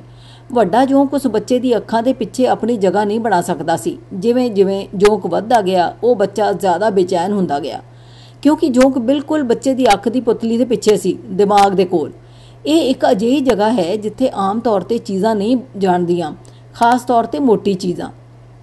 ਜੇਕਰ ਤੁਹਾਨੂੰ ਸ਼ੱਕ ਹੈ ਕਿ ਮੁੰਡਾ ਦੁਖੀ ਸੀ ਤਾਂ ਤੁਹਾਨੂੰ ਉਸਦੇ ਚੀਖਣ ਦੀ ਆਵਾਜ਼ਾਂ ਸੁਣਾਈ ਦੇਣੀਆਂ ਚਾਹੀਦੀਆਂ ਸਨ। ਤਦ ਇੱਕ ਅਧਿਆਪਕ ਨੇ ਕਿਹਾ ਕਿ ਉਸ ਦੀ ਅੱਖ ਦੇ ਪਿਛਲੇ ਪਾਸੇ ਜੋਂਕ ਦਿਖਾਈ ਦੇ ਰਹੀ ਹੈ, ਪਰ ਉਹ ਇੰਨੀ ਮੋਟੀ ਸੀ ਕਿ ਉਸ ਨੂੰ ਕੱਢ ਨਹੀਂ ਪਾਇਆ। ਜੋਂਕ ਬਰਾਬਰ ਅੱਖਾਂ ਦੇ ਪਿੱਛੋਂ ਦਿਮਾਗ ਦੇ ਕੋਲ ਅਟਕ ਗਈ ਸੀ, ਇੱਕ ਵੱਡੀ ਜਿਹੀ ਜੋਂਕ। ਉਹ ਬਹੁਤ ਡਰਾਉਣੀ ਸੀ। ਚੀਖਦੇ ਬੱਚੇ ਨੂੰ ਜੋਂਕ ਦੀ ਵਜ੍ਹਾ ਨਾਲ ਅੱਖਾਂ ਦੇ ਹਸਪਤਾਲ ਲਿਜਾਇਆ ਗਿਆ। ਉਹ ਬਚ ਗਿਆ, ਪਰ ਇਹ ਘਟਨਾ ਬਹੁਤ ਡਰਾਉਣੀ ਸੀ। ਸਿਰਫ ਇਹੀ ਅੱਖਾਂ ਦੀ ਸਭ ਤੋਂ ਡਰਾਉਣੀ ਕਹਾਣੀ ਨਹੀਂ ਸੀ ਜੋ ਮੇਰੇ ਪਿਤਾ ਜੀ ਨੇ ਮੈਨੂੰ ਸੁਣਾਈ ਸੀ। ਉਹਨਾਂ ਦੇ ਕੋਲ ਹਮੇਸ਼ਾ ਦੂਜੀ ਕਹਾਣੀ ਰਹਿੰਦੀ ਸੀ। ਇਸ ਖਤਰਨਾਕ ਅੱਖ ਦੀ ਕਹਾਣੀ ਵਿੱਚ ਇੱਕ ਮੁੰਡਾ ਸੀ ਜੋ ਆਪਣੇ ਦੋਸਤਾਂ ਦੇ ਨਾਲ ਖੇਡ ਰਿਹਾ ਸੀ ਅਤੇ ਉਹ ਦੋਸਤ ਮੇਰੇ ਪਿਤਾ ਜੀ ਦੇ ਸਨ। ਪਿਤਾ ਜੀ ਅਤੇ ਉਹ ਨਿਊ ਕੌਸ਼ਲ ਦੀਆਂ ਗਲੀਆਂ ਵਿੱਚ ਖੇਡਦੇ ਸਨ ਜਿੱਥੇ ਪਿਤਾ ਜੀ ਵੱਡੇ ਹੋਏ। ਇਹ ਉਹੀ ਬਾਗ ਸੀ ਜਿੱਥੇ ਪਿਤਾ ਜੀ ਦੀ ਭੈਣ ਸੈਰਾਸੀ ਨੂੰ ਝੂਲੇ ਦੇ ਉੱਪਰ ਬੱਚੇ ਦੀ ਅੱਧੀ ਕੱਟੀ ਉਂਗਲ ਮਿਲੀ ਸੀ। ਪਿਤਾ ਜੀ ਦੇ ਅਨੁਸਾਰ ਉਹ ਉਸ ਉਂਗਲੀ ਨੂੰ ਮਾਚਿਸ ਦੀ ਡੱਬੀ ਵਿੱਚ ਘਰ ਲੈ ਆਈ ਸੀ, ਜਿਸ ਨੂੰ ਮਾਂ ਨੇ ਨਫ਼ਰਤ ਨਾਲ ਉਸ ਨੂੰ ਸਿੱਟ ਦਿੱਤਾ ਸੀ। ਡਰਾਉਣੀ। ਮੇਰੇ ਪਿਤਾ ਜੀ ਅਤੇ ਉਹਨਾਂ ਦੇ ਦੋਸਤ ਉਸ ਉਂਗਲ ਵਾਲੇ ਬਗੀਚੇ ਵਿੱਚ ਖੇਡ ਰਹੇ ਸਨ। ਉਹ ਤੰਦਰੁਸਤ ਬੱਚਿਆਂ ਦੀ ਤਰ੍ਹਾਂ ਭੱਜਦੇ, ਹੱਸਦੇ, ਲਿਪਟਦੇ, ਟਕਰਾਉਂਦੇ ਹੋਏ ਮਜ਼ੇ ਕਰ ਰਹੇ ਸਨ। ਉਦੋਂ ਹੀ ਪਿਤਾ ਜੀ ਦੇ ਦੋਸਤ ਦਰਖਤ ਦੇ ਪਿੱਛੇ ਭੱਜੇ, ਜਿੱਥੇ ਉਸ ਦੀ ਅੱਖ ਵਿੱਚ ਇੱਕ ਟਹਿਣੀ ਚੁੱਭ ਗਈ। ਕੁਝ ਵੱਡੀ ਗੱਲ ਨਹੀਂ ਸੀ, ਥੋੜ੍ਹੀ ਜਿਹੀ ਹੀ ਚੁੱਭੀ ਸੀ। ਥੋੜ੍ਹੀ ਦੇਰ ਖੇਡਣ ਦੇ ਬਾਅਦ ਪਿਤਾ ਜੀ ਦੇ ਦੋਸਤ ਨੇ ਕਿਹਾ ਕਿ ਉਹ ਘਰ ਜਾਣਾ ਚਾਹੁੰਦੇ ਹਨ। ਫਿਰ ਉਹ ਘਰ ਚਲੇ ਗਏ। ਉਸ ਰਾਤ ਉਸਨੇ ਆਪਣੀ ਮਾਂ ਨੂੰ ਆਪਣੀ ਤਕਲੀਫ ਦੱਸਦੇ ਹੋਏ ਕਿਹਾ ਕਿ ਲਗਾਤਾਰ ਉਸਦੀ ਅੱਖ ਚਿਪਚਿਪਾ ਰਹੀ ਹੈ ਅਤੇ ਉਸਦੀ ਪਲਕਾਂ ਲਗਾਤਾਰ ਝਪਕ ਰਹੀਆਂ ਸਨ। ਉਸਦੀ ਮਾਂ ਪਰੇਸ਼ਾਨ ਸੀ, ਜੋ ਹਰ ਚੰਗੀ ਮਾਂ ਹੁੰਦੀ ਹੈ। ਰਾਤ ਦੀ ਵਜ੍ਹਾ ਨਾਲ ਮਾਂ ਨੇ ਸੌ ਜਾਣ ਨੂੰ ਕਿਹਾ ਅਤੇ ਸਵੇਰੇ ਤੱਕ ਜੇਕਰ ਉਹ ਠੀਕ ਨਾ ਹੋਇਆ ਤਾਂ ਉਹ ਉਸ ਨੂੰ ਡਾਕਟਰ ਦੇ ਕੋਲ ਲੈ ਜਾਣਗੇ। ਪਿਤਾ ਜੀ ਦੇ ਦੋਸਤ ਮਾਂ ਦਾ ਕਹਿਣਾ ਮੰਨ ਕੇ ਸੋ ਗਏ ਅਤੇ ਸਵੇਰੇ ਵੇਖਣ ਬਾਰੇ ਸੋਚਿਆ ਕਿ ਉਹਨਾਂ ਦੀ ਅੱਖ ਠੀਕ ਹੋਈ ਜਾਂ ਨਹੀਂ। ਪਰ ਸਵੇਰੇ ਹੁੰਦੇ ਹੀ ਉਸ ਦੀ ਪਰੇਸ਼ਾਨੀ ਹੋਰ ਵੱਧ ਗਈ, ਕਿਉਂਕਿ ਰਾਤ ਦੇ ਦੌਰਾਨ ਉਸ ਦੀ ਅੱਖ ਬਾਹਰ ਨਿਕਲ ਕੇ ਸਿਰਹਾਣੇ ਉੱਤੇ ਪਈ ਸੀ। ਉਸ ਦੇ ਕੋਲ ਹੁਣ ਸਿਰਫ ਅੱਖ ਦਾ ਮੋਹਰਾ ਹੀ ਬਚਿਆ ਸੀ, ਜਿਸ ਵਿੱਚ ਉਸ ਦੀ ਸੁੰਦਰ ਅੱਖ ਰਿਹਾ ਕਰਦੀ ਸੀ, ਪੂਰਨ ਰੂਪ ਵਿੱਚ ਡਰਾਉਣੀ। ਇਹੀ ਵਜ੍ਹਾ ਹੈ ਕਿ ਮੇਰੇ ਪਿਤਾ ਦੇ ਅਨੁਸਾਰ ਸਭ ਕੁਝ ਮਜ਼ਾ ਅਤੇ ਖੇਲ ਹੈ ਜਦੋਂ ਤੱਕ ਕੋਈ ਆਪਣੀ ਇੱਕ ਅੱਖ ਨਾ ਗਵਾ ਦੇ। ਇਹੀ ਵਜ੍ਹਾ ਹੈ ਕਿ ਹਰ ਰੋਜ਼ ਸਵੇਰੇ ਜਾਗਣ ਤੋਂ ਬਾਅਦ ਅਤੇ ਸਕੂਲ ਜਾਣ ਤੋਂ ਪਹਿਲਾਂ ਮੈਂ ਜਾਂਚ ਕਰਦਾ ਹਾਂ ਕਿ ਮੇਰੀ ਅੱਖ ਬਾਹਰ ਤਾਂ ਨਹੀਂ ਨਿਕਲ ਗਈ। ਮੁੰਡਾ ਅਤੇ ਬੱਸ ਦੀ ਖਿੜਕੀ। ਜਿੱਦਾਂ ਕਿ ਅਸੀਂ ਸਭ ਜਾਣਦੇ ਹਾਂ, ਜਦੋਂ ਤੁਸੀਂ ਕਾਰ ਵਿੱਚ ਜਾ ਰਹੇ ਹੋ ਅਤੇ ਤੁਹਾਡਾ ਹੱਥ ਖਿੜਕੀ ਤੋਂ ਜ਼ਿਆਦਾ ਬਾਹਰ ਹੋਵੇ ਤਾਂ ਤੁਹਾਡੇ ਪਿਤਾ ਜੀ ਹੱਥ ਨੂੰ ਅੰਦਰ ਕਰਨ ਨੂੰ ਕਹਿੰਦੇ ਹਨ ਤਾਂ ਕਿ ਤੁਹਾਨੂੰ ਸੱਟ ਨਾ ਲੱਗੇ। ਖੈਰ, ਉਹ ਤੁਹਾਡੇ ਪਿਤਾ ਜੀ ਹੋਣਗੇ। ਮੈਂ ਜਦੋਂ ਇਸ ਤਰ੍ਹਾਂ ਕੀਤਾ ਤਾਂ ਮੇਰੇ ਪਿਤਾ ਜੀ ਨੇ ਦੱਬੇ ਹੋਏ ਹਾਸੇ ਨਾਲ ਮੈਨੂੰ ਇੱਕ ਕਹਾਣੀ ਸੁਣਾਈ। ਹਾਂ, ਇਹ ਕਹਾਣੀ ਕਿਸ ਤਰ੍ਹਾਂ ਦੀ ਹੋਏਗੀ ਇਸ ਦਾ ਤੁਸੀਂ ਅੰਦਾਜ਼ਾ ਲਗਾ ਸਕਦੇ ਹੋ। ਜਦੋਂ ਵੀ ਮੈਂ ਕੁਝ ਕਰਦਾ ਹਾਂ ਜੋ ਮੇਰੇ ਪਿਤਾ ਜੀ ਦੇ ਕਹਾਣੀ ਸੁਣਾਉਣ ਦਾ ਕਾਰਨ ਬਣਦਾ ਹੈ, ਕੋਈ ਵੀ ਕਹਾਣੀ, ਮੈਂ ਉਦੋਂ ਉਹ ਕਰਨਾ ਬੰਦ ਕਰ ਦਿੰਦਾ ਹਾਂ ਉਸੇ ਵਕਤ, ਕਿਉਂਕਿ ਉਹਨਾਂ ਦੀ ਸਾਰੀਆਂ ਕਹਾਣੀਆਂ ਡਰਾਉਣੀਆਂ ਹੁੰਦੀਆਂ ਹਨ ਅਤੇ ਮੈਂ ਉਹਨਾਂ ਵਿੱਚੋਂ ਕਿਸੇ ਕਹਾਣੀ ਵਿੱਚ ਖੁਦ ਆਉਣਾ ਨਹੀਂ ਚਾਹੁੰਦਾ। ਲੇਕਿਨ ਇਸ ਕਹਾਣੀ ਵਿੱਚ ਮੁੰਡੇ ਨੂੰ ਚੇਤਾਵਨੀ ਦੇਣ ਲਈ ਕੋਈ ਨਹੀਂ ਸੀ। ਉਹ ਪਿਤਾ ਜੀ ਦੇ ਸਕੂਲ ਵਿੱਚ ਸਿਰਫ ਇੱਕ ਛੋਟਾ ਮੁੰਡਾ ਸੀ। ਉਹ ਇਕੱਠੇ ਬੱਸ ਫੜਦੇ ਸਨ ਜੋ ਉਸ ਮੁੰਡੇ ਨੂੰ ਬਹੁਤ ਪਸੰਦ ਸੀ, ਕਿਉਂਕਿ ਉਹ ਉਸਦੇ ਪਿਤਾ ਜੀ ਦੀ ਬੱਸ ਸੀ। ਤਾਂ ਜਦੋਂ ਵੀ ਉਹ ਮੁੰਡਾ ਬੱਸ ਫੜਦਾ ਉਸ ਨੂੰ ਬਹੁਤ ਫਖਰ ਮਹਿਸੂਸ ਹੁੰਦਾ ਸੀ। ਇੱਕ ਦਿਨ ਮੇਰੇ ਪਿਤਾ ਜੀ ਦੀ ਇਸ ਕਹਾਣੀ ਵਿੱਚ ਮੇਰੇ ਪਿਤਾ ਜੀ ਅਤੇ ਉਹ ਮੁੰਡਾ ਸਕੂਲ ਖਤਮ ਕਰਨ ਦੇ ਬਾਅਦ ਬੱਸ ਵਿੱਚ ਚੜ੍ਹ ਰਹੇ ਸਨ। ਹਮੇਸ਼ਾ ਦੀ ਤਰ੍ਹਾਂ ਮੁੰਡੇ ਨੂੰ ਬੱਸ ਤੇ ਹੋਣ ਦਾ ਕਾਫੀ ਫਖਰ ਸੀ ਅਤੇ ਉਹ ਆਪਣੇ ਪਿਤਾ ਨੂੰ ਸਾਈਨ ਬੋਰਡ ਦੇ ਹਿਸਾਬ ਨਾਲ ਗਾਈਡ ਕਰਨ ਵਿੱਚ ਮਦਦ ਕਰ ਰਿਹਾ ਸੀ। ਕਿੰਨੀ ਦੂਰ ਬੇਟੇ? ਮੁੰਡੇ ਦੇ ਪਿਤਾ ਨੇ ਬੱਸ ਚਲਾਉਂਦੇ ਹੋਏ ਪੁੱਛਿਆ। ਮੁੰਡੇ ਨੇ ਬੱਸ ਦੇ ਬਾਹਰ ਆਪਣਾ ਸਿਰ ਕੀਤਾ। ਤੁਸੀਂ ਬੱਸ ਦੀ ਬਾਰੀਆਂ ਦੇ ਨਾਲ ਉਹਨਾਂ ਦਿਨਾਂ ਵਿੱਚ ਅਜਿਹਾ ਕਰ ਸਕਦੇ ਸੀ ਤਾਂ ਜੋ ਚੰਗੀ ਤਰ੍ਹਾਂ ਵੇਖ ਸਕੋ। ਹੁਣੇ ਅਸੀਂ ਬਹੁਤ ਦੂਰ ਹਾਂ, ਮੁੰਡੇ ਨੇ ਜ਼ੋਰ ਦੀ ਕਿਹਾ, ਜੋ ਸਾਰੇ ਬੱਚਿਆਂ ਨੂੰ ਸੁਣਾਈ ਦਿੱਤਾ। ਚੰਗਾ, ਪਿਤਾ ਨੇ ਸੋਚਿਆ ਅਤੇ ਆਪਣਾ ਪੈਰ ਐਕਸਲੇਟਰ ਦੇ ਉੱਪਰ ਰੱਖਿਆ। ਝਟਕਾ! ਇੱਕ ਸਾਈਨ ਬੋਰਡ ਮੁੰਡੇ ਦੇ ਗਲੇ ਤੇ ਹੁੰਦਾ ਹੋਇਆ ਨਿਕਲ ਗਿਆ, ਜੋ ਇੰਨਾ ਨਜ਼ਦੀਕ ਸੀ ਜਿਸ ਦਾ ਉਹ ਅਤੇ ਉਸਦੇ ਪਿਤਾ ਅਹਿਸਾਸ ਵੀ ਨਹੀਂ ਕਰ ਸਕੇ। ਭਿਆਨਕ! ਪਿਤਾ ਅਤੇ ਸਾਰੇ ਬੱਚੇ ਭੱਜੇ ਜਦੋਂ ਉਹ ਮੁੰਡਾ ਆਪਣੀ ਜਗ੍ਹਾ ਤੇ ਡਿੱਗ ਪਿਆ, ਮਰਿਆ ਹੋਇਆ। ਉੱਭਰੀ ਹੋਈ ਅੱਖਾਂ ਅਤੇ ਗਰਦਨ ਇੱਕ ਅਸੰਭਵ ਕੋਣ ਤੇ ਮੁੜੀ ਹੋਈ। ਅਤੇ ਇਹੀ ਕਾਰਨ ਹੈ ਮੈਂ ਆਪਣੇ ਹੱਥ ਕਾਰ ਦੀ ਖਿੜਕੀ ਦੇ ਬਾਹਰ ਨਹੀਂ ਰੱਖਦਾ। ਮੇਰਾ ਪੰਛੀ ਈਟਸ। ਮੇਰੀ ਭੈਣ ਜੇਨ ਕਈ ਸਾਲਾਂ ਤੋਂ ਇੱਕ ਪੰਛੀ ਲਈ ਪਿਤਾ ਜੀ ਨੂੰ ਤੰਗ ਕਰਦੀ ਸੀ। ਕਿਉਂ ਨਾ ਅਸੀਂ ਇੱਕ ਪੰਛੀ ਖਰੀਦੀਏ ਪਿਤਾ ਜੀ? ਉਹ ਪੁੱਛਦੀ ਰਹਿੰਦੀ। ਬੇਸ਼ੱਕ ਅੰਤ ਵਿੱਚ ਅਸੀਂ ਉਹ ਕੀਤਾ, ਕਿਉਂਕਿ ਪਿਤਾ ਜੀ ਇੱਕ ਚੰਗੇ ਪਿਤਾ ਜੀ ਸਨ। ਪਰ ਪਿਤਾ ਹੋਣ ਦੇ ਕਾਰਨ ਉਹ ਇੱਕ ਪੰਛੀ ਦਾ ਪਿੰਜਰਾ ਲੈਣ ਦੁਕਾਨ ਜਾਣਾ ਨਹੀਂ ਚਾਹੁੰਦੇ ਸਨ। ਇਸ ਦੇ ਬਜਾਏ ਉਹਨਾਂ ਨੇ ਇੱਕ ਵੱਡੇ ਪਿੰਜਰੇ ਦੀ ਉਸਾਰੀ ਲੱਕੜੀ ਅਤੇ ਤਾਰ ਨਾਲ ਕੀਤੀ। ਇਹ ਸ਼ਾਨਦਾਰ ਸੀ। ਬੇਸ਼ੱਕ ਉਹ ਪੰਛੀ ਸਾਡੇ ਸਾਰਿਆਂ ਲਈ ਸੀ। ਮੇਰੇ ਭਰਾ ਰੌਬਰਟ, ਜਿਨੇ ਪਿਤਾ ਜੀ ਨੂੰ ਪਿੰਜਰੇ ਦੀ ਉਸਾਰੀ ਵਿੱਚ ਮਦਦ ਕੀਤੀ ਸੀ, ਉਹ ਇੱਕ ਟਰਕੀ, ਇੱਕ ਪ੍ਰਕਾਰ ਦਾ ਪੰਛੀ ਚਾਹੁੰਦਾ ਸੀ, ਪਰ ਉਸ ਨੂੰ ਮਿਲਿਆ ਨਹੀਂ। ਜੈਨ, ਜਿਨੇ ਮਦਦ ਨਹੀਂ ਕੀਤੀ ਸੀ, ਇੱਕ ਮੋਰ ਚਾਹੁੰਦੀ ਸੀ, ਪਰ ਉਹ ਵੀ ਉਸ ਨੂੰ ਨਾ ਪਾ ਸਕੀ। ਅਖੀਰ ਵਿੱਚ ਸਾਨੂੰ ਸਾਰਿਆਂ ਨੂੰ ਲਵ ਬਰਡਸ, ਛੋਟਾ ਅਫਰੀਕੀ ਤੋਤਾ ਮਿਲੇ। ਉਹ ਸੁੰਦਰ ਪੰਛੀ ਸਨ। ਉਹ ਚਹਿਚਹਾਉਂਦੇ, ਉੱਡਦੇ, ਫੁਦਕਦੇ, ਕੁੱਦਦੇ ਰਹਿੰਦੇ ਸਨ, ਪਰ ਉਹਨਾਂ ਨੂੰ ਆਪਣੀ ਉਂਗਲ ਤੇ ਵੀ ਬੈਠਣ ਨੂੰ ਸੱਦ ਸਕਦੇ ਹੋ ਅਤੇ ਕਦੇ-ਕਦੇ ਉਹ ਆਪਣੀ ਖੁਸ਼ੀ ਨਾਲ ਵੀ ਬੈਠਦੇ ਸਨ। ਮੇਰੇ ਕੋਲ ਪੀਲੇ ਰੰਗ ਦਾ ਤੋਤਾ ਸੀ ਜਿਸ ਦਾ ਨਾਂ ਮੈਂ ਈਟਸ ਰੱਖਿਆ ਸੀ। ਮੈਂ ਨਹੀਂ ਜਾਣਦਾ ਕਿਉਂ ਮੈਂ ਉਸ ਦਾ ਨਾਂ ਈਟਸ ਰੱਖਿਆ ਸੀ, ਪਰ ਉਹ ਮੇਰਾ ਸੀ ਅਤੇ ਮੈਂ ਉਸ ਨੂੰ ਪਿਆਰ ਕਰਦਾ ਸੀ। ਮੈਂ ਅਤੇ ਈਟਸ ਹਮੇਸ਼ਾ ਨਾਲ ਰਹਿੰਦੇ ਸੀ, ਘੱਟੋ ਘੱਟ ਜਦ ਮੈਂ ਆਪਣੇ ਕੁੱਤੇ ਜੋਕੋ ਦੇ ਨਾਲ ਨਹੀਂ ਹੁੰਦਾ ਸੀ। ਮੈਂ ਜਦੋਂ ਪਿੰਜਰੇ ਦੇ ਕੋਲ ਜਾਂਦਾ ਤਦ ਈਟਸ ਮੇਰੇ ਆਸ-ਪਾਸ ਘੁੰਮਦਾ। ਉਹ ਆਪਣੇ ਸਿਰ ਉੱਤੇ ਥੋੜਾ ਸਹਿਲਵਾਉਣਾ ਚਾਹੁੰਦਾ, ਜੋ ਮੈਂ ਅਕਸਰ ਉਸ ਨੂੰ ਹੱਥ ਨਾਲ ਕਰ ਦਿੰਦਾ ਸੀ। ਉਸ ਦੇ ਕੁਝ ਬੱਚੇ ਵੀ ਸਨ ਜਿਨ੍ਹਾਂ ਦੀ ਉਹ ਪਰਵਾਹ ਕਰਦਾ ਸੀ ਅਤੇ ਮੈਨੂੰ ਫੜਨ ਵੀ ਦਿੰਦਾ ਸੀ, ਜੋ ਕਿ ਗੁਲਾਬੀ, ਨੀਲੇ, ਹਰੇ ਜਾਂ ਕਿਸੇ ਹੋਰ ਰੰਗ ਵਿੱਚ ਉਮਰ ਦੇ ਨਾਲ-ਨਾਲ ਬਦਲਦੇ ਜਾਂਦੇ ਸਨ। ਈਟਸ ਨੇ ਪਰਿਵਾਰ ਕਈ ਵਾਰ ਬਣਾਇਆ ਸੀ ਜਦੋਂ ਤੱਕ ਉਹ ਬਜ਼ੁਰਗ ਨਹੀਂ ਹੋ ਗਿਆ। ਫਿਰ ਉਹ ਰੁਕ ਗਿਆ, ਜੋ ਕਿ ਜਵਾਨੀ ਦੇ ਬਾਅਦ ਦਾ ਸਮਾਂ ਸੀ। ਹਾਲਾਂਕਿ ਮੈਂ ਪਰੇਸ਼ਾਨ ਨਹੀਂ ਸੀ, ਉਹ ਹਾਲੇ ਵੀ ਮੇਰਾ ਦੋਸਤ ਸੀ ਅਤੇ ਅਸੀਂ ਹਰ ਰੋਜ਼ ਮੇਰੇ ਸਕੂਲ ਦੇ ਬਾਅਦ ਦੇ ਸਮੇਂ ਵਿੱਚ ਇਕੱਠੇ ਖੇਡਦੇ ਮਜ਼ੇ ਕਰਦੇ ਸੀ। ਇੱਕ ਦਿਨ ਜਦੋਂ ਮੈਂ ਘਰ ਆਇਆ ਤਾਂ ਈਟਸ ਉੱਥੇ ਨਹੀਂ ਸੀ। ਈਟਸ ਕਿੱਥੇ ਹੈ? ਮੈਂ ਆਪਣੇ ਆਪ ਹੀ ਰੋਣ ਲੱਗ ਪਿਆ। ਮੇਰੇ ਪਿਤਾ ਜੀ ਨੇ ਮੈਨੂੰ ਕਮਰੇ ਤੋਂ ਸੁਣਿਆ ਅਤੇ ਉਹ ਬਾਹਰ ਆਏ ਅਤੇ ਮੈਨੂੰ ਬੈਠਣ ਨੂੰ ਕਿਹਾ। ਉਹਨਾਂ ਦੇ ਕੋਲ ਇੱਕ ਨਈ ਕਹਾਣੀ ਸੀ ਜੋ ਉਸੇ ਦਿਨ ਹੀ ਘਟੀ ਸੀ। ਮੈਂ ਤਬਾਹ ਹੋ ਗਿਆ ਸੀ। ਇਸ ਤੋਂ ਪਹਿਲਾਂ ਕਿ ਉਹ ਸ਼ੁਰੂ ਕਰਨ, ਮੈਂ ਪਿਤਾ ਜੀ ਦੀ ਕਹਾਣੀਆਂ ਪਹਿਲਾਂ ਵੀ ਸੁਣੀਆਂ ਸੀ। ਇਹ ਕਹਾਣੀ ਪਿਤਾ ਜੀ ਈਟਸ ਉੱਤੇ ਤਰਸ ਦੀ ਵਜ੍ਹਾ ਨਾਲ ਸੁਣਾ ਰਹੇ ਸਨ, ਜੋ ਅਜਿਹੀ ਦਸ਼ਾ ਵਿੱਚ ਸੀ ਕਿ ਉਸਦੇ ਜ਼ਿਆਦਾ ਖੰਭ ਨਹੀਂ ਰਹੇ ਸਨ ਅਤੇ ਅਜਿਹਾ ਲੱਗ ਰਿਹਾ ਸੀ ਕਿ ਉਹ ਕਿਸੇ ਤਰ੍ਹਾਂ ਦੇ ਛੋਟੇ ਕੀੜੇ ਦੁਆਰਾ ਖਾਇਆ ਜਾ ਰਿਹਾ ਸੀ। ਹੁਣ ਉਹ ਬਹੁਤ ਬਜ਼ੁਰਗ ਹੋ ਚੁੱਕਿਆ ਸੀ, ਡੇਵਿਡ, ਉਹਨਾਂ ਨੇ ਕਿਹਾ। ਜੋ ਹੋਇਆ ਉਹ ਉਸਦੇ ਲਈ ਚੰਗਾ ਸੀ। ਮੈਂ ਰੋਂਦਾ ਹੀ ਗਿਆ ਜਦੋਂ ਮੈਨੂੰ ਈਟਸ ਦਾ ਆਖਰੀ ਵਾਰ ਪਿਤਾ ਜੀ ਦੇ ਹੱਥ ਵਿੱਚ ਭਰੋਸੇ ਨਾਲ ਕੁੱਦਣਾ ਅਤੇ ਖੇਡਣਾ ਨਜ਼ਰ ਆਇਆ। ਪਿਤਾ ਜੀ ਨੇ ਈਟਸ ਨੂੰ ਉਸ ਦੇ ਦੁੱਖ ਤੋਂ ਬਾਹਰ ਕੱਢਣ ਲਈ ਉਸ ਦੀ ਗਰਦਨ ਮਰੋੜ ਦਿੱਤੀ ਸੀ, ਜੋ ਪਿਤਾ ਜੀ ਦੀ ਸੋਚ ਵਿੱਚ ਇੱਕ ਆਮ ਵਿਸ਼ਾ ਸੀ। ਹਾਲਾਂਕਿ ਉਹਨਾਂ ਦੇ ਮਨ ਵਿੱਚ ਅਜਿਹਾ ਕਰਨ ਲਈ ਇੱਕ ਇੱਟ ਸ਼ਾਮਿਲ ਹੁੰਦੀ ਹੈ। ਇਹ ਬੁਰਾ ਸੀ, ਪਰ ਇਹ ਉਸ ਤਰ੍ਹਾਂ ਭਿਆਨਕ ਨਹੀਂ ਸੀ ਜਿਵੇਂ ਮੈਂ ਸੋਚਿਆ ਸੀ। ਹਾਲਾਂਕਿ ਮੈਂ ਆਪਣੇ ਦੁੱਖ ਵਿੱਚ ਵੀ ਦੇਖ ਸਕਦਾ ਸੀ ਕਿ ਜੋ ਹੋਇਆ ਉਹ ਈਟਸ ਲਈ ਚੰਗਾ ਹੋਇਆ, ਕਿਉਂਕਿ ਕੋਈ ਨਹੀਂ ਚਾਹੁੰਦਾ ਕਿ ਉਸਦਾ ਇੱਕ ਵੀ ਖੰਡ ਨਾ ਹੋਵੇ ਅਤੇ ਉਹ ਕਿਸੇ ਤਰ੍ਹਾਂ ਦੇ ਕੀੜਿਆਂ ਦੀ ਜਿੰਦਾ ਖੁਰਾਕ ਬਣ ਜਾਵੇ। ਲੇਕਿਨ ਕੁਝ ਸਾਲ ਬਾਅਦ ਮੈਨੂੰ ਪਤਾ ਚੱਲਿਆ ਕਿ ਇਹ ਕਹਾਣੀ ਪੁਰਾਣੀ ਸੀ। ਪਿਤਾ ਜੀ ਨੇ ਅਜੀਬ ਮੁਸਕਰਾਹਟ ਦੇ ਨਾਲ, ਜੋ ਹਰ ਕਹਾਣੀ ਦੇ ਵਕਤ ਹੁੰਦੀ ਹੈ, ਅਸਲ ਵਿੱਚ ਕੀ ਹੋਇਆ ਸੀ ਉਹ ਦੱਸਿਆ। ਡੇਵਿਡ, ਮੇਰੀ ਅੱਖਾਂ ਵਿੱਚ ਅਥਰੂ ਸੀ ਜਦੋਂ ਉਸ ਦਿਨ ਮੈਂ ਈਟਸ ਦੀ ਗਰਦਨ ਮਰੋੜੀ। ਇੰਜ ਹੋਵੇਗਾ ਇਹ ਮੈਂ ਕਦੇ ਨਹੀਂ ਸੋਚਿਆ ਸੀ ਪਿਤਾ ਜੀ, ਮੈਂ ਕਿਹਾ। ਉਹ ਮੇਰਾ ਛੋਟਾ ਦੋਸਤ ਸੀ ਅਤੇ ਮੈਂ ਤਦ ਬਹੁਤ ਦੁਖੀ ਸੀ। ਨਹੀਂ, ਮੇਰਾ ਮਤਲਬ ਇਹ ਨਹੀਂ ਸੀ, ਪਿਤਾ ਜੀ ਨੇ ਕਿਹਾ। ਈਟਸ ਮਰਦਾ ਨਹੀਂ, ਇਸ ਲਈ ਮੈਨੂੰ ਉਸਦੀ ਗਰਦਨ ਮਰੋੜਨ ਲਈ ਪੂਰੀ ਹਿੰਮਤ ਜੁਟਾਣੀ ਪਈ। ਭਿਆਨਕ ਗੱਲ ਇਹ ਸੀ ਕਿ ਮੇਰੇ ਹੱਥ ਵਿੱਚ ਉਸਦਾ ਸਿਰ ਆ ਡਿੱਗਿਆ।